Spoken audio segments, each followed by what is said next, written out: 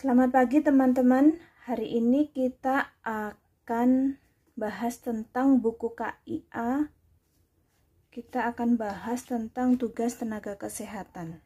Jadi kita untuk part 1 kemarin kita bahas buku KIA ini, apa yang harus dilakukan oleh ibu hamil. Kemudian sekarang kita bahas tentang apa yang harus dilakukan tenaga kesehatan. Jadi kita ke bagian ibu dulu ya. Untuk bagian anak kita bahas di konten setelah ini.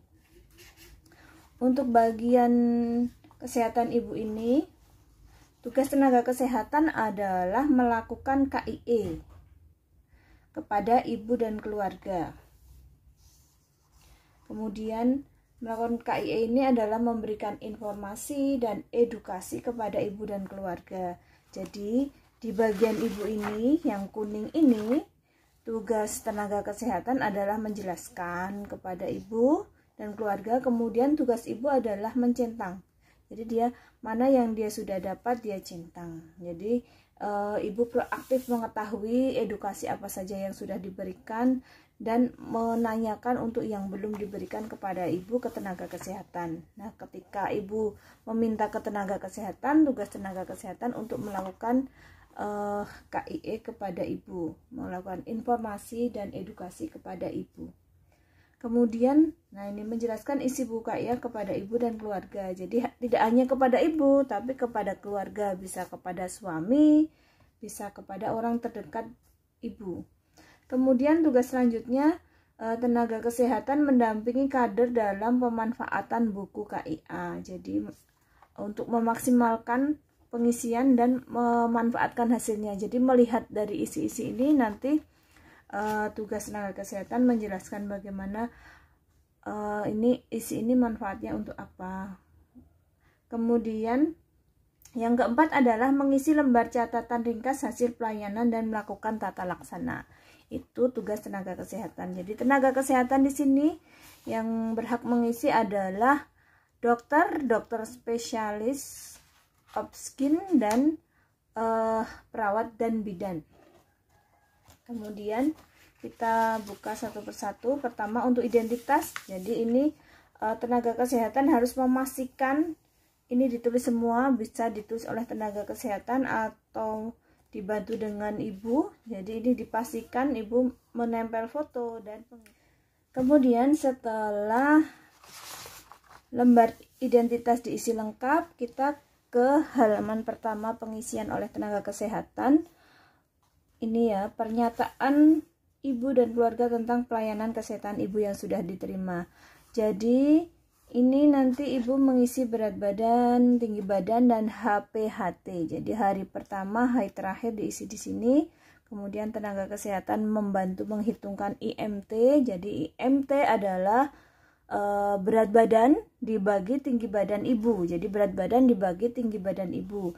Berat badan dalam kilo, tinggi badan dalam meter. Jadi bukan dalam sentimeter.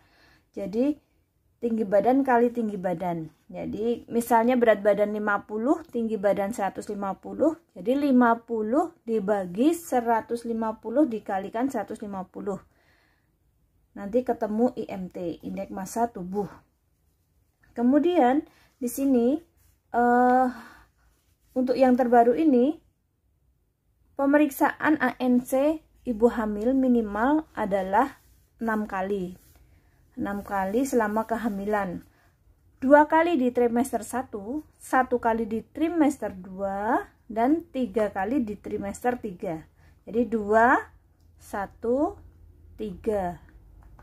Jadi kenapa 2 kali di trimester 1? Karena pada awal-awal ini banyak pemeriksaan yang harus dilakukan oleh ibu hamil. Kemudian di trimester 2 ini biasanya ibu hamil ini dalam posisi stabil. Kemudian di trimester 3, nah ini lebih untuk deteksi dini adanya masalah-masalah pada ibu hamil dan persalinan, untuk mendeteksi apakah ada kemungkinan masalah dalam persalinan. Kemudian di trimester 1 ini minimal 1 kali pemeriksaan dengan dokter umum atau dokter spesialis.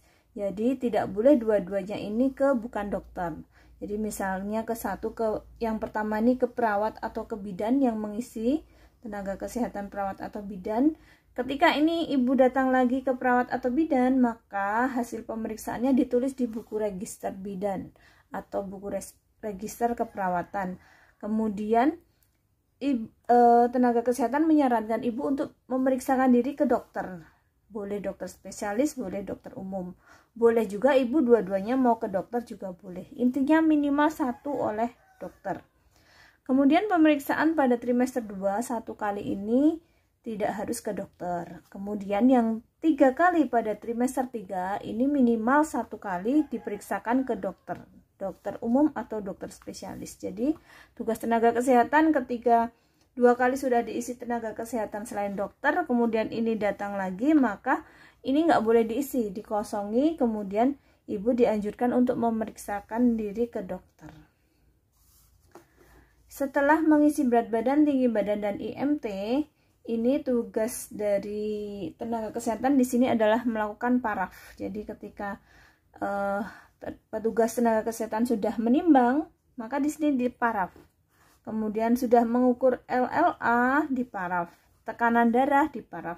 Jadi nanti ini hasil ukuran ini tidak ditulis di sini, ini diisi paraf karena nanti hasilnya diisi di grafik evaluasi kehamilan. Nah, ini adalah hal baru di buku KIA terbaru edisi revisi. Jadi di sebelumnya tidak ada grafik peningkatan berat badan dan grafik kehamilan, ini tidak ada di KIA sebelumnya. Kemudian di sini untuk periksa letak dan denyut jantung janin, misalnya trimester 1 belum ada di strip. Kemudian status imunisasi dan tetanus, kok status tetanusnya sudah lengkap, di sini tidak dilakukan pemberian imunisasi tetanus, di sini di strip. Konseling misalnya dilakukan positif paraf. Kalau screening dokter tidak kita lakukan strip. Tablet tambah darah diberikan paraf. Kemudian jika ini belum dilakukan cek HB, strip. Kemudian ini juga nanti kalau misalnya di trimester 2 dilakukan dicentang. Kemudian ini ya, di sini paraf. Kemudian selanjutnya tugas tenaga kesehatan adalah mengedukasi lembar ini. Pengawasan minum tablet tambah darah pada ibu hamil. Kotak kontrol minum tablet tambah darah.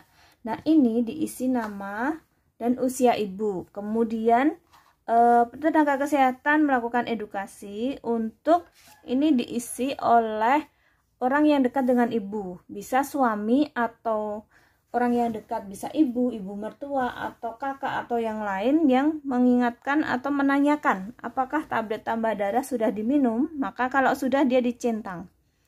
Malam-malam misalnya setiap malam menanyakan tablet tambah darah sudah diminum atau belum, sudah, maka dikasih checklist centang. Tapi kalau lupa misalnya, kemarin minum obat tablet tambah darah sudah atau belum?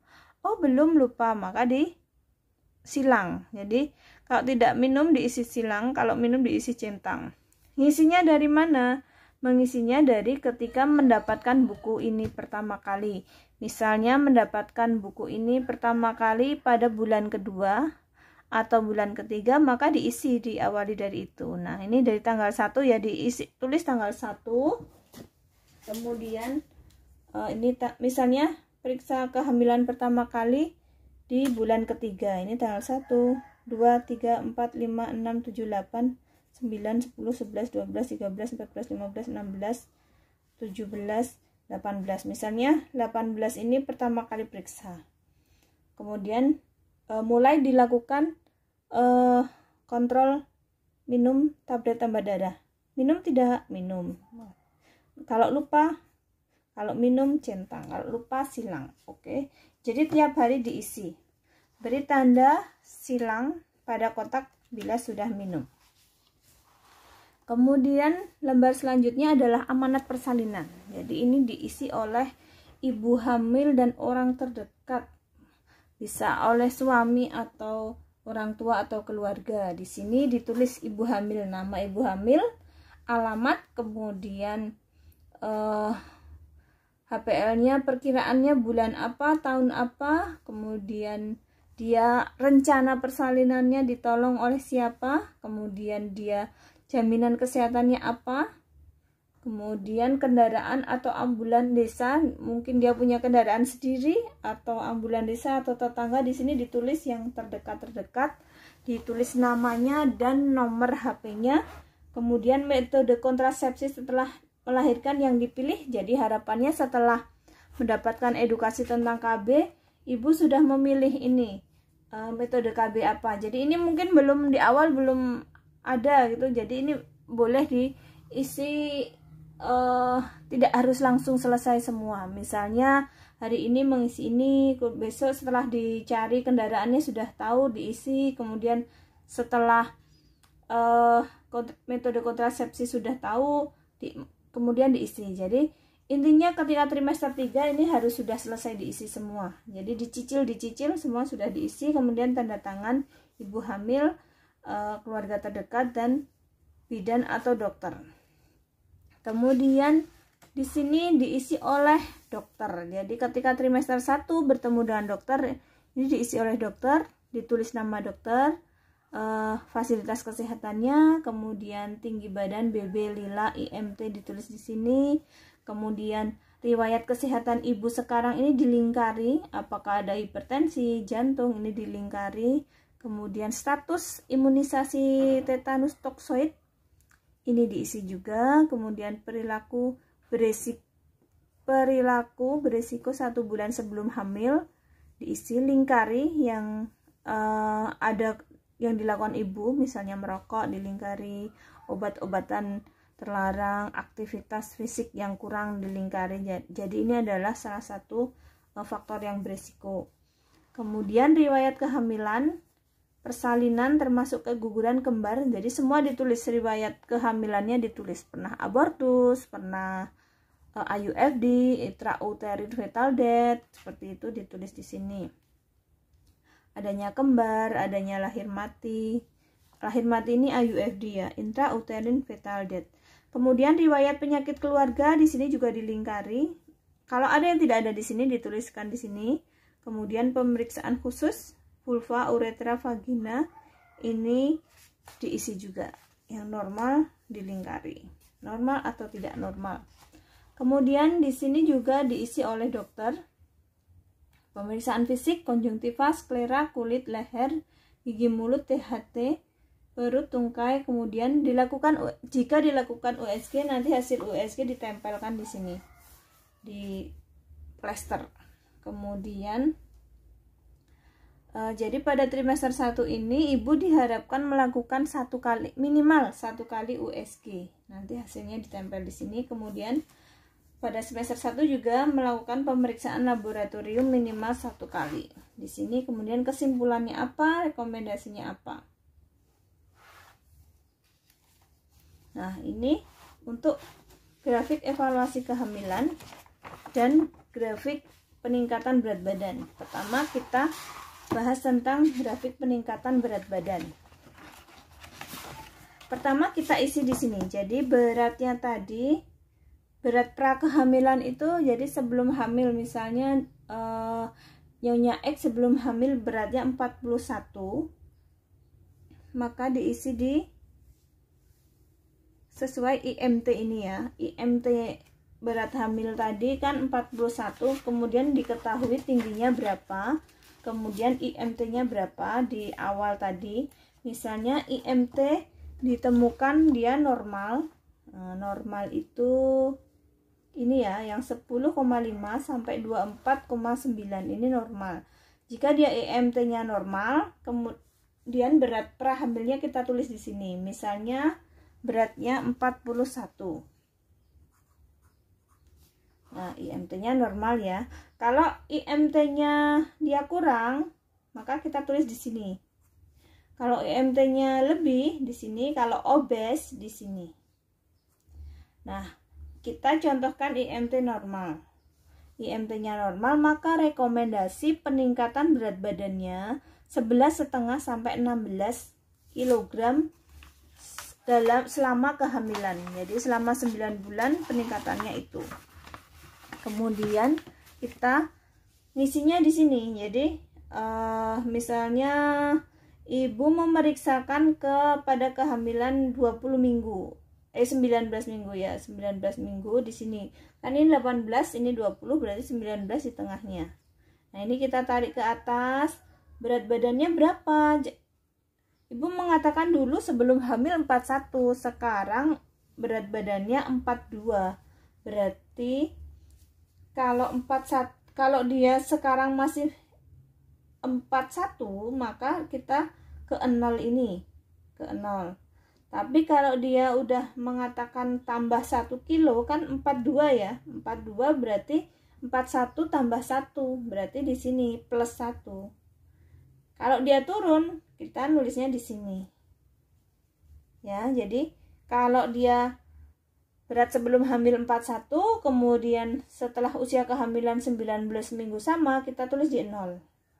Kalau lebih 1 kilo kita tulis di plus 1. Kalau lebih 2 kilo ya kita tulis di plus 2 kilo ini. Ini kan positif, ini negatif. Nah, kalau dia negatif berkurang 1 kilo karena mual muntah terus, kita tulis di sini.